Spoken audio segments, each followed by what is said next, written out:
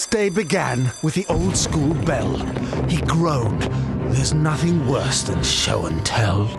He slouched low in his chair and tried to hide.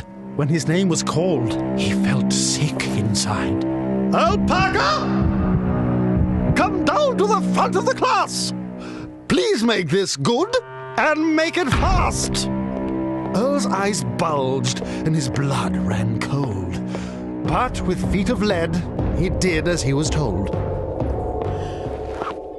His throat went dry. He could hardly speak. This was the moment he was dreading all week. Well, I found some things on my way to school. He prayed that his classmates would think he was cool.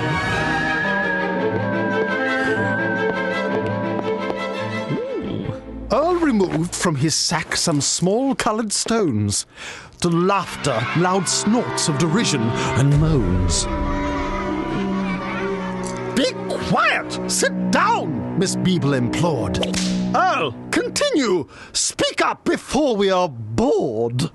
Next came a fossil, a boot, and a cactus. Then a rusty bed spring he'd found in his mattress. Earl looked up, drenched in sweat.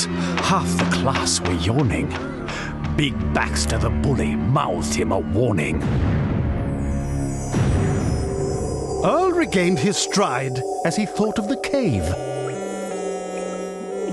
The one where he'd found the mutant bat's grave. He pulled out a mushroom that was simply humongous. It was glowing bright green like some alien fungus. The girls held their breath, but the boys gave a cheer when Earl raised some roadkill, dead for a year. The remains of a rat head, just some skin and white bone. Two musical maggots had made it their home. Miss Beeble felt queasy. She looked green round the gills. She fell to her knees and groped for her pills. Earl was delighted to hear the laughter and cheers, the acclaim of his usually critical peers. He unleashed a one-legged dog called Max. He'd found hopping around on the railroad tracks. The face of a drunk then emerged from the clutter of putrid old objects he'd found in a gutter. Then, for his finale, Earl called for a hush.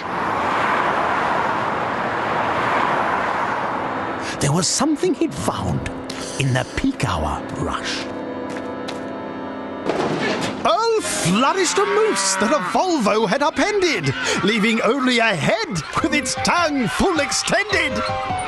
Miss Beeble tried calming the class's delight, till her brain blew a fuse and went out like a light.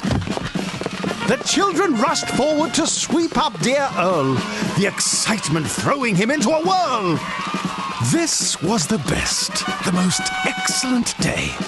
Earl couldn't have dreamed it would turn out this way.